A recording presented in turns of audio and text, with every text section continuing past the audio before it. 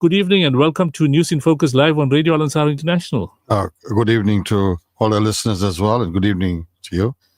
The revised Etequeni tariffs, not good enough. A local ratepayers group says Etequeni's decision to revise tariff hikes isn't good enough. Water tariff increases for households have been lowered from 15 to 13%, but 13% is still extremely high given the state of the economy and the high degree of unemployment. Businesses will see a drop from 16 to 14%, still a considerable hike in water. And we know that we've been experiencing a lot of water outages and other problems associated with water, the infrastructure, etc. We'll chat about that later. There have been no changes, though, to the proposed increases for electricity, which remains as 12.72%. Again, there's been a lot of outages, etc. Hikes for property rates have been adjusted from 6.5% to 5.9%. While refuse collection services have been reduced from 10 to 9%, but still significantly high.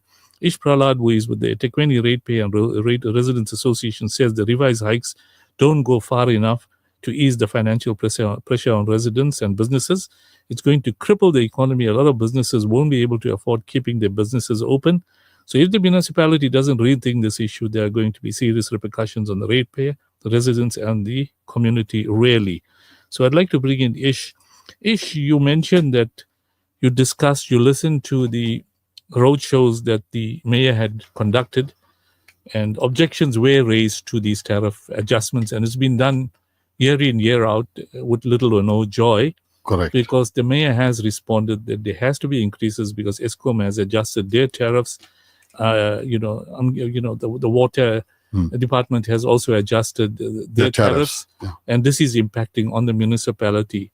But you mentioned that, it's going to have a serious repercussion. Perhaps you want to give us just a feedback on what the community feels about these increases. Yeah, well, I've been speaking to the community. I've been speaking to every part of our community, and could be black, white, Indian, colors, etc.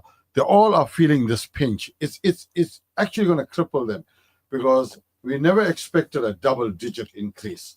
We expected something like maybe 5-6%, a single-digit increase, which can stabilize the economy and get people working. You must remember something: businesses rely on electricity, and business rely on water. This amount of increase is going to cripple them, because they won't be able to actually produce with this type of increase. And what actually amazes me is that the municipality has not put their house in order. And when they put this budget in, you must remember something, that the billing system is in shambles. How can you have an accurate billing system and put into a budget that people owe you money when you give a doctor a 2.8 million bill, you give a pensioner a 2.2 million rand bill, you give residents 110,000 rand bill? Many residents have got this kind of bills. So how is this going to really? Your house is not in order. You have put out a budget now which you're going to approve through what?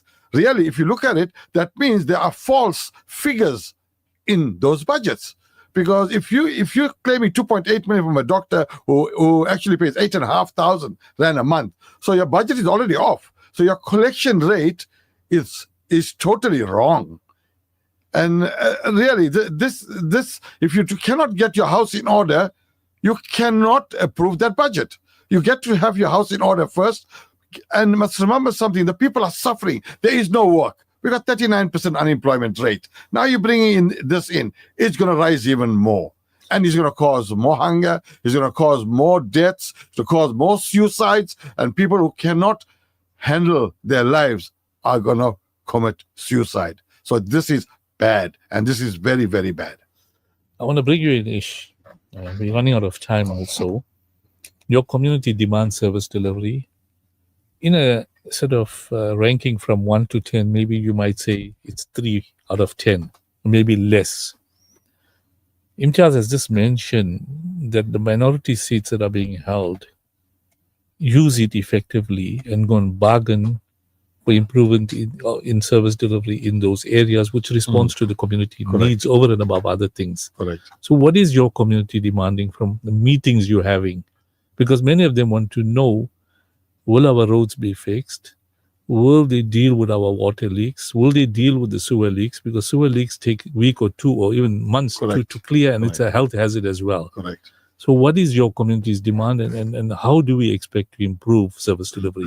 Well, if you look at our people's demands, the most important thing is water is a human right, and they're not getting it.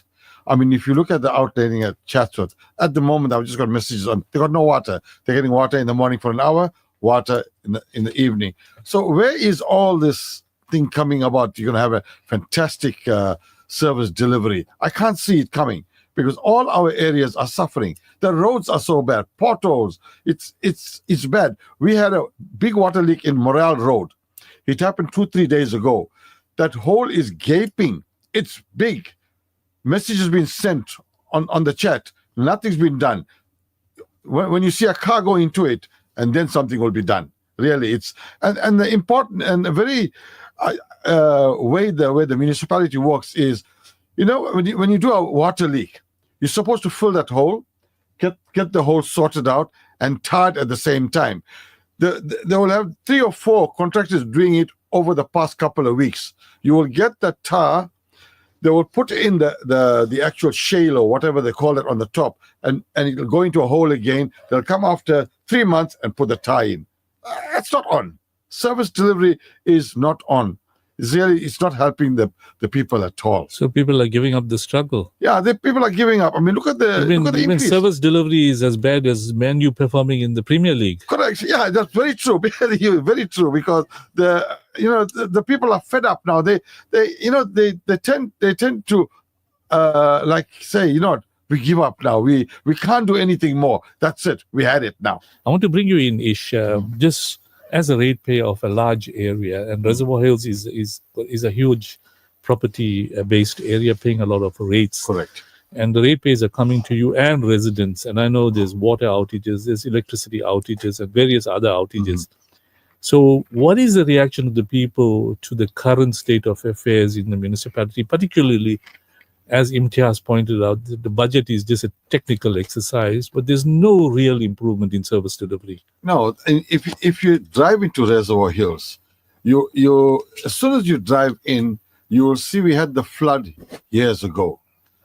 That infrastructure up till today has not been done. The one in Varsity Drive at the bottom. At the bottom, I mean, that so place is if your car skids, you land into the river. Inside the river. Yes. Right. And it hasn't been done. We had to push for the pavements to be done. And there's too many potholes in those roads heading towards the informal settlement. Oh, no. And you know what? We have outages. If I was driving through Analyst Drive today, right? And I seen 5 leaks on the road, right? And the amount of water loss. And for a good couple of weeks, those leaks are there. Those we'll report them. It'll take quite a while to get it sorted. But as I'm saying, it's the infrastructure is so bad. And why are there no emphasis on getting the infrastructure fixed? So there's no plan of priority maintenance for problem areas. That's what you're telling me. Yeah, no, there's nothing. I mean, if you look at Reservoirs itself, we have so many informal settlements. Not one of those informal settlements will be in there over 25, 30 years. There's not one of those informal settlements have got houses built. If you look at Banana City... the mayor's plan about building houses is for them. The last 10 years, nothing happened. Nothing's happened. What he expects to do in the next year. And if you look, they had the project of Banana City for 20 years. At the present, if you go and take a drive and look, there's only platforms built and just terra blocks holding the sand. And it's a standstill. You cannot see work being done, really. It's like if the mayor says he's got this project and he's going to build so many houses for the informal settlements, really, he's dreaming. Actually, he's dreaming because you're not going to get it done with the amount of money you think you're going to collect, and the amount of your billing system is in such a pathetic condition. Come on, you need to wake up. It's not going to happen.